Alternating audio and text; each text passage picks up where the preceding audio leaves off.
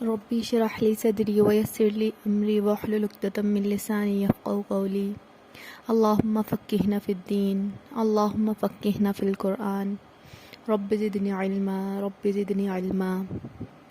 بسم اللہ الرحمن الرحیم السلام علیکم ورحمۃ اللہ وبرکاتہ۔ آج کا ہمارا لیسن ہے سورۃ بقرہ۔ کل دیکھا تھا ہم نے آیت 1 سے 7 تک، آج ہم دیکھیں گے آیت نمبر 8 سے 15 تک انشاءاللہ۔ تو دیکھتے ہیں آگے۔ بسم اللہ الرحمن الرحیم۔ وَمِنَ النَّاسِ، اور لوگوں میں سے، مَن یقول، جو کہتا ہے، آمنا، میں ایمان لایا، باللہ، اللہ پر، وبالیوم الآخر، اور آخرت کے دن پر، وما، اور نہیں ہم وہ، بمؤمنین، مومن نہیں ہے وہ۔ بعض لوگ ایسے بھی ہیں جو کہتے ہیں ہم اللہ پر اور آخرت کے دن پر ایمان لائے ہیں، حالانکہ در حقیقت وہ مومن نہیں ہیں۔ تو یہاں پر دیکھیں گے منافقین کی جو یہ روش تھی، جو کہتے تھے کہ ہم ایمان لائے ہیں لیکن حقیقت میں وہ ایمان نہیں لاتے تھے، تو اللہ تعالیٰ ان کے اس روش کی یہاں پہ تنقید کر رہے ہیں، ان کے اس ایمان لانے کو یہاں پہ دھوکہ اور فریب قرار دے رہے ہیں کہ جو ایمان تم لائے ہو یہ حقیقت میں ایمان نہیں ہے، بلکہ یہ تمہاری صرف جال سازی ہے، یہ صرف اور صرف تمہارا دھوکہ ہے کہ تم ایمان لائے ہو۔ یہ حقیقی ایمان یہ نہیں ہے کہ تم نے بولا تم ایمان لے آئے ہو اور تم دل سے بھی ایمان لے آئے،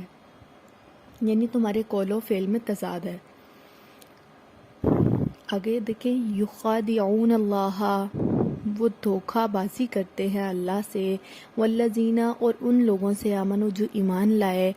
وما، اور نہیں، یخدعون، وہ دھوکہ دیتے، الا، مگر، انفسہم، اپنے ہی آپ کو، وما یشعرون، اور وہ اس کا شعور نہیں رکھتے۔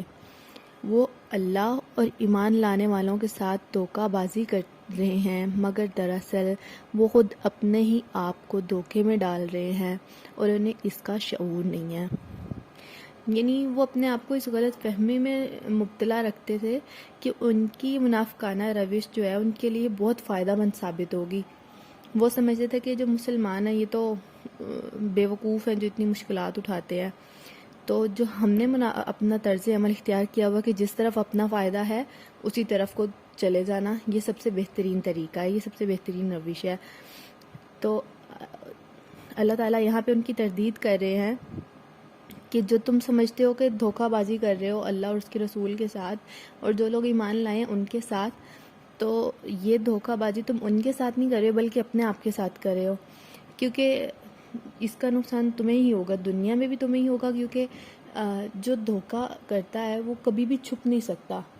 ایک نہ ایک دن معاشرے میں سب کے سامنے تمہارا چہرہ بے نقاب ضرور ہوتا ہے، جو دھوکہ کرتا ہے اس کا چہرہ ضرور بے نقاب ہوتا ہے۔ تو اللہ تعالیٰ کہہ رہے ہیں کہ دنیا میں بھی تمہیں ہی نقصان ہوگا اور آخرت میں تو ہونا ہی ہونا ہے، کیونکہ تم اللہ اور اس کے رسول اور ایمان لانے والوں کے ساتھ دھوکہ کر رہے ہو۔ تو دنیا میں جو ایک منافق ہے نا، وہ کچھ دنوں کے لیے تو لوگوں کو دھوکہ دے سکتا ہے، لیکن مکمل طور پہ وہ کبھی بھی لوگوں کو دھوکہ نہیں دے سکتا، کبھی نہ کبھی اس کا راز فاش ہو کے رہتا ہے۔ تو آخرت باقی رہے گی، آخرت تو آخرت میں بھی جو ایمان کا زبانی دعویٰ ہوتا ہے اس کی کوئی قیمت نہیں ہے۔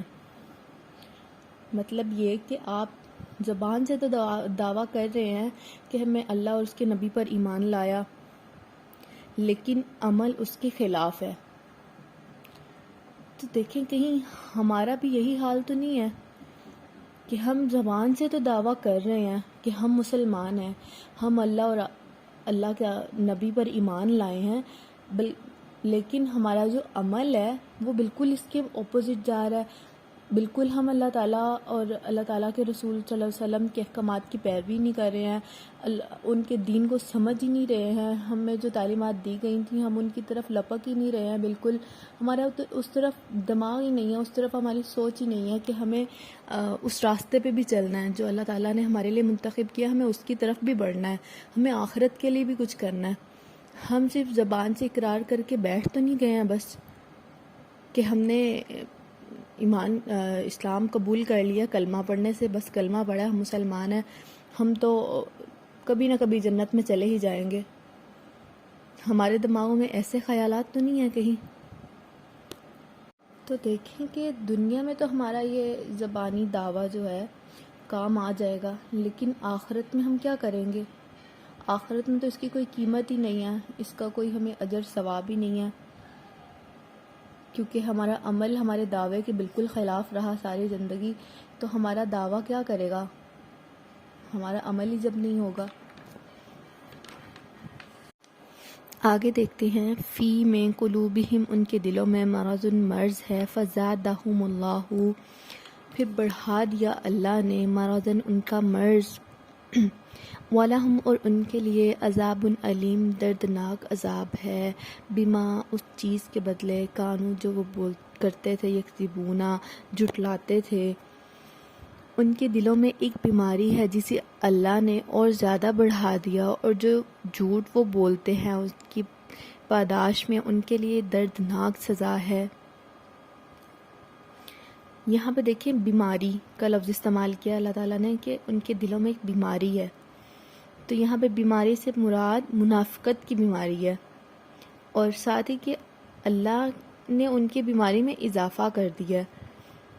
تو اضافہ کرنے کا مطلب یہ ہے کہ اللہ تعالیٰ ان کے نفاق جو ہے، ان کی منافقت کی جو روش انہوں نے اختیار کر رکھی ہے، اس کی سزا فوراً کی فوراً ان کو نہیں دیتے ہیں، بلکہ اللہ تعالیٰ ان کو مہلت دیے چلے جا رہے ہیں، ان کو ڈھیل دے رہے ہیں تاکہ وہ اور اس روش پہ پختہ ہوتے چلے جائیں۔ کیونکہ جب ڈھیل اللہ تعالیٰ ان کو دے رہے ہیں، ان کو فوراً سزا نہیں مل رہی، تو وہ اس کے بدلے میں، اس کے نتیجے میں کیا ہو رہا ہے؟ اس کے نتیجے میں وہ اور اپنی روش پہ قائم اور پختہ ہوتے جا رہے ہیں، ان کے دلوں پہ مہر لگتی جا رہی ہے، ان کے دلوں کی بیماری بڑھتی چلی جا رہی ہے، جس وجہ سے وہ سمجھتے ہیں کہ جو چال وہ چل رہے ہیں وہ اس میں کامیاب ہو رہے ہیں، لیکن کیا ہے، وہ چال چلنے کی وجہ سے وہ اور اس بیماری میں گھرتے چلے جاتے ہیں، وہ اپنے آپ کو بیوقوف بنانے میں اور کامیاب ہوتے چلے جاتے ہیں۔ تو دیکھیں اس میں جو لفظ استعمال ہوا بیماری کا، کہ ان کے دلوں میں بیماری ہے۔ اب بیماری دیکھیں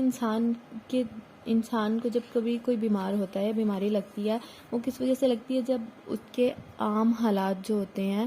اس کے جسم کے جو تمام اجزاء ہیں، ان کے اندر کیا ہوتا ہے کہ وہ اعتدال کی روش نہیں رہتی ہے، تمام معاملات اس کے کیا ہوتے ہیں؟ خلط ملط ہو جاتے ہیں۔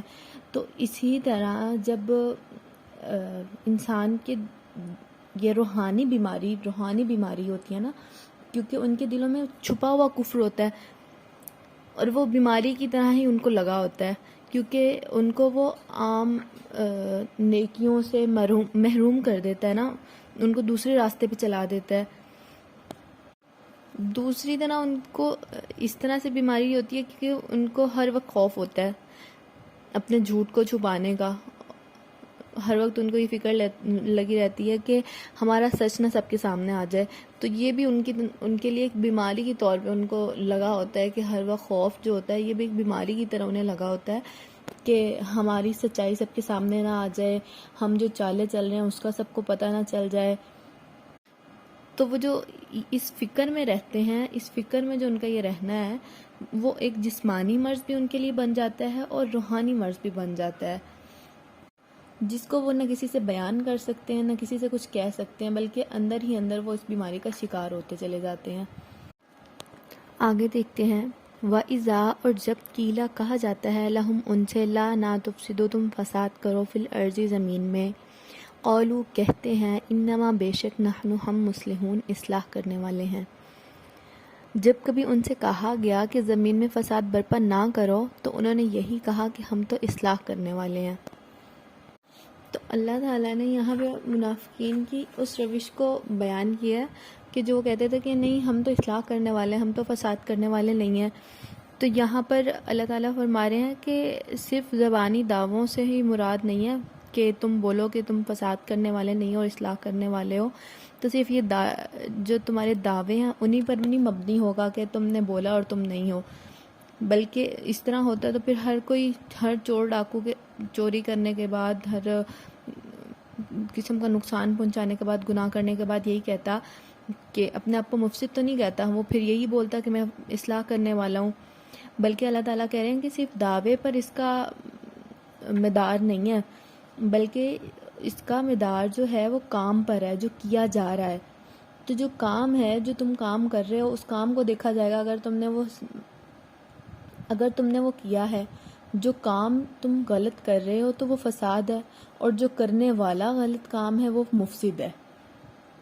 ہاں، اس کی نیت فساد کی ہے یا نہیں ہے، ڈیپینڈ کس پہ کرے گا؟ نیت پہ کرے گا کہ تم نے سوچا کیا ہے، تم کس سوچ کے ساتھ جو وہ کام کر رہے ہو، جو کام کرنے کی نوعیت ہے، اس کا نتیجہ کیا نکل رہا ہے، اس کو دیکھا جائے گا، بلکہ صرف تمہارے جھوٹے زبانی دعووں پہ یقین نہیں کیا جائے گا. آگے دیکھیں، الا خبردار رہو، انہم بے شک ہم المفسدون، وہی مفسد ہیں، ولکن لا یشعرون، وہ اس بات کا شعور نہیں رکھتے. خبردار، حقیقت میں یہی لوگ مفسد ہیں مگر انہیں شعور نہیں ہے. تو اللہ تعالیٰ یہاں پہ کہہ رہے ہیں کہ مفسد وہی لوگ ہیں مگر انہیں شعور نہیں، کیونکہ وہی سمجھتے ہیں کہ جو زبانی دعویٰ وہ کر رہے ہیں وہی وہ لوگ ہیں. تو اللہ تعالیٰ یہاں پہ کہہ رہے ہیں کہ نہیں، یہی لوگ مفسد ہیں، کیونکہ انہیں عقل ہی نہیں ہے، سمجھ ہی نہیں ہے اس بات کی کہ وہ لوگ فساد کس طرح سے پھیلا رہے ہیں. آگے دیکھتے ہیں، وَإِذَا، اور جب قیلا کہا جاتا ہے، لہم ان سے، آمنو ایمان لاؤ، کما جیسے آمن الناس ایمان لائے وہ لوگ، قالو کہتے ہیں، انؤمنو کیا ہم ایمان لائیں، کما جیسے آمن السفہاء جیسے بے وقوف ایمان لائے. الا خبردار رہو، انہم بے شک وہ سفہاء بے وقوف ہیں، ولکن لا، اور لیکن نہیں، یعلمون وہ جانتے. ان سے کہا جاتا ہے کہ جس طرح دوسرے لوگ ایمان لائے ہیں اسی طرح تم بھی ایمان لاؤ، تو انہوں نے یہی جواب دیا کہ ہم بے وقوفوں کی طرح ایمان لائیں. تو دیکھیں کہ منافقین کے سامنے اللہ تعالیٰ ایمان کا صحیح معیار رکھ رہے ہیں کہ تم اسی طرح ایمان لاؤ جیسے باقی سب ایمان لائے ہیں، ایمان لانے والے ایمان لے کے آئے ہیں. تو اس وقت ایمان لانے والوں میں سے مراد صحابہ کرام تھے، کیونکہ قرآن پاک نازل ہونے کے وقت تو صرف وہی لوگ ایمان لائے تھے، صحابہ کرام. تو اللہ تعالیٰ کے نزدیک صرف ایمان جو معتبر ہے، جو صحابہ کرام کی طرح ایمان لائے، جن چیزوں میں جس بھی کیفیت کے ساتھ ان کا ایمان ہے، اسی کیفیت کے ساتھ اسی طرح دوسرے لوگوں کا بھی ایمان ہونا چاہیے. تو جب اسی طرح ایمان ہوگا تو اس کو ہی ایمان کہا جائے گا. تو یہاں پر کہا جا رہا ہے جس طرح تمہارے ہی طرح کے دوسرے لوگ، صحابہ کرام، اور تمہارے ہی قبیلوں کے، تمہاری قوم کے جو دوسرے لوگ جو ہیں سچائی اور خلوص کے ساتھ مسلمان ہوئے ہیں، اسی طرح تم بھی اگر اسلام قبول کرتے ہو تو ایمانداری کے ساتھ سچے دل سے قبول کرو. تو اللہ تعالیٰ نے یہاں پہ ان کے سامنے ایک واضح طور پہ ایمان کا معیار رکھا ہے کہ جیسے دوسرے لوگ خلوص سے لائے ہیں ایمان، اسی طرح تم بھی لاؤ، صرف زبانی دعوے نہیں کرو. اور ساتھ ہی فرمایا کہ وہ جو کہتے ہیں کہ ہم بے وقوفوں کی طرح ایمان لائیں، کیا ہم بے وقوف ہیں کہ ہم ایمان لائیں ان کی طرح؟ کیونکہ وہ سمجھتے تھے کہ یہ جو اسلام قبول کر چکے ہیں لوگ، اتنی پریشانیاں، مصیبتیں، تکلیفیں اٹھا رہے ہیں، یہ تو ہیں ہی بے وقوف، بغیر کسی وجہ کے اپنے آپ کو مصیبتوں میں ڈال رہے ہیں. ان کو ہر طرح سے یہ نا ایک بے وقوفانہ فعل لگتا تھا کہ محض حق اور راست روی کے لیے، اسلام کے لیے، اور پورے ملک سے اور پورے عرب سے انہوں نے دشمنی جو اپنے سر مول لے لی ہے. تو یہ تو ہیں بے وقوف، ان کو تو چاہیے تھا اپنا مفاد دیکھیں، جدھر ان کو اپنا مفاد لگتا ہے ادھر ہماری طرح ہی چلتے. تو ان کے خیال میں جو یہ تھا نا کہ یہ عقل مندی یہ تھی کہ آدمی حق اور باطل کے بحث میں پڑے ہی نہ، بلکہ ہر معاملے میں صرف اپنے مفاد کو دیکھے. تو ساتھ ہی دیکھتے چلیں کہ ہماری عقل مندی کا زاویہ تو یہ نہیں ہے کہ ہم حق اور باطل کی بحث میں پڑے ہی نہ، ہم کہیں کہ چھوڑو، دین میں تنگی نہیں ہے، اتنی بحث میں نہیں پڑھنا چاہیے، بس سیدھا سیدھا جو نماز پڑھو، قرآن پاک کی تلاوت کر لو، جو کام آسان لگتے ہیں وہ کر لو. حق اور باطل کی بحث میں پڑھنا ہی نہیں چاہیے، زیادہ بحث میں تو پڑھنا ہی نہیں چاہیے کہ ہماری سوچ کا نظریہ، جو ہمارا نظریہ ہے وہ تو یہ نہیں ہے. تو اللہ تعالیٰ یہاں پہ ساتھ ہی ان کو کہہ رہے ہیں کہ ایسے ایمان کی ضرورت نہیں ہے مجھے. آگے دیکھتے ہیں وَإِذَا اور جب لَقُوا الَّذِينَ وہ ملتے ہیں آمنوا جو ایمان لائے ہیں ان لوگوں سے قالوا کہتے ہیں آمنا ہم ایمان لائے وَإِذَا اور جب خلوا اکیلے ہوتے ہیں اِلیٰ شیاطینہم اپنے شیطانوں کے پاس قالوا کہتے ہیں انا ہم معکم تمہارے ساتھ ہیں انما بے شک نحن ہم مستہزئون مذاق کر رہے تھے۔ جب یہ اہل ایمان سے ملتے ہیں تو کہتے ہیں کہ ہم ایمان لائے ہیں، اور جب علیحدگی کی میں اپنے شیطانوں سے ملتے ہیں تو کہتے ہیں کہ اصل میں تو ہم تمہارے ساتھ ہیں اور ان لوگوں سے محض مذاق کر رہے ہیں۔ تو دیکھیں اللہ تعالیٰ ان کا یہاں پہ یہ حال بیان کر رہے ہیں کہ جب وہ ایمان لانے والوں سے ملتے ہیں تو ان کو کہتے ہیں کہ ہم تمہارے ساتھ ہیں، اور جب اپنے ہی شیاطین سے ملتے ہیں تو کہتے ہیں کہ ہم تمہارے ساتھ ہیں، ہم تو ان کے ساتھ مذاق کر رہے تھے۔ تو اللہ تعالیٰ نے ان کی جو دو رخی پلیسی تھی نا جو وہ چل رہے تھے اس وقت لوگوں کے ساتھ، تو اللہ تعالیٰ نے اس کو کھول کے بیان کر دیا، اور ساتھ ہی اللہ تعالیٰ نے لفظ استعمال کیا شیطانوں سے ملتے ہیں۔ تو دیکھیں عربی زبان میں جو شیطان کا لفظ ہے نا وہ سرکش اور بہت ہی زیادہ تردد اور شک میں رہنے والے کے لیے استعمال کیا جاتا ہے۔ اور دیکھیں شیطان کا لفظ قرآن کریم میں انسانوں کے لیے بھی استعمال ہوا ہے اور جنوں کے لیے بھی استعمال ہوا ہے، لیکن زیادہ تر جو ہے نا شیاطین جن کے لیے استعمال ہوا ہے یہ لفظ، اور بعض جگہوں پر قرآن پاک میں بہت سی جگہوں پر یہ شیطان صرف انسانوں کے لیے بھی استعمال ہوا یہ لفظ، لیکن ہمیں ساتھ ہی پتہ چل جاتا ہے قرآن پاک کی ہر آیت میں جہاں یہ لفظ استعمال ہوتا ہے اس کے سیاق و سباق سے، مطلب اس کی آگے پیچھے کی جو آیات ہوتی ہیں اس کا جو کچھ بھی واقعہ چل رہا ہوتا ہے اس کے مطابق ہمیں پتہ چل جاتا ہے کہ کہاں پہ یہ لفظ شیطان کے لیے استعمال ہوا ہے اور کہاں پہ یہ لفظ انسان کے لیے استعمال ہوا ہے۔ اور اس مقام پر جو یہ لفظ استعمال ہوا ہے شیاطین کا، وہ لفظ ان کے جو بڑے بڑے سردار تھے ان کے لیے استعمال ہوا ہے، جو اس وقت اسلام کے لیے مخالفت کرنے کے لیے، اسلام سے مخالفت کرنے کے لیے پیش تھے سب کے سامنے۔ آگے دیکھتے ہیں اللہ اور اللہ یستہزئ مذاق کرتا ہے یا مذاق کر رہا ہے بہم ان سے، ویمدہم اور اوندھے پڑے ہیں فی طغیانہم اپنی سرکشی میں، یعمہون اندھوں کی طرح۔ اللہ ان سے مذاق کر رہا ہے اور وہ ان کی رسی دراز کیے جاتا ہے اور یہ اپنی سرکشی میں اندھوں کی طرح بھٹکتے چلے جاتے ہیں۔ تو اس آیت میں اللہ تعالیٰ ان کی جو احمقانہ گفتگو تھی نا، وہ دوسرے لوگوں کو بیوقوف بناتے تھے اور ان کے سمجھتے تھے کہ وہ لوگوں کو بیوقوف بنا رہے ہیں، حالانکہ حقیقت میں تو وہ خود بیوقوف بن رہے ہیں۔ تو اللہ تعالیٰ ان کی پچھلی ساری جو گفتگو جو ان کی تھی اس کا اللہ تعالیٰ یہاں پہ جواب دے رہے ہیں کہ اللہ تعالیٰ ان کو بیوقوف بنا رہے ہیں۔ اللہ تعالیٰ نے ان کے بیوقوف بنانے کا سامان کیسے کر دیا؟ وہ ایسے کر دیا، اللہ نے ان کو ڈھیل دے دی۔ ظاہر ہے جب ان کو ڈھیل مل رہی ہے تو وہ اور اس روش پہ پختہ ہوتے جا رہے ہیں اور اپنے آپ کو سمجھ رہے ہیں کہ وہ اور کامیاب ہوتے جا رہے ہیں۔ تو حقیقت میں بیوقوف کون بن رہا ہے؟ منافقین بن رہے ہیں۔ تو اللہ تعالیٰ ان سے مذاق کر رہے ہیں، اللہ تعالیٰ ان سے مذاق کر رہے ہیں، نہ کہ وہ جو ایمان لانے والے لوگ ہیں ان سے مذاق کر رہے تھے۔ تو یہ مہلت دینے کا عمل تھا اللہ تعالیٰ کی طرف سے، یہ عمل ان کے لیے ان کے مذاق کے جواب میں تھا جو وہ ایمان لانے والوں کو اڑا رہے تھے اور ان کو بیوقوف سمجھ رہے تھے۔ تو اللہ تعالیٰ نے اس عمل کو بھی ان کے جو استہزاء تھا، مذاق تھا، اس سے تعبیر دیا ہے کہ اللہ ان کی جو رسی دراز کر رہا ہے حقیقت میں ان کے لیے ان کے بیوقوف بننے کا سامان یہی ہے کہ اللہ ان کو اور مہلت دیتا جا رہا ہے۔ تو آج کا ہمارا لیسن بس یہیں تک تھا۔ اللہ تعالیٰ سے دعا ہے کہ اللہ تعالیٰ ہمارے دلوں میں حق اور باطل کی بحث ڈالے، جس سے ہم حق کو حق کہنے والے بنے اور باطل کو باطل کہنے والے بنے۔ ہم اس بات سے کترائیں نہ، ذرا بھی شرمائیں نہ، ہمارا ایمان اتنا کمزور نہ ہو جائے کہ ہم حق پہ خاموش ہونے لگ جائیں، باطل ہی سننے لگ جائیں، باطل پہ ہی چلنے لگ جائیں۔ وما علینا الا البلاغ المبین۔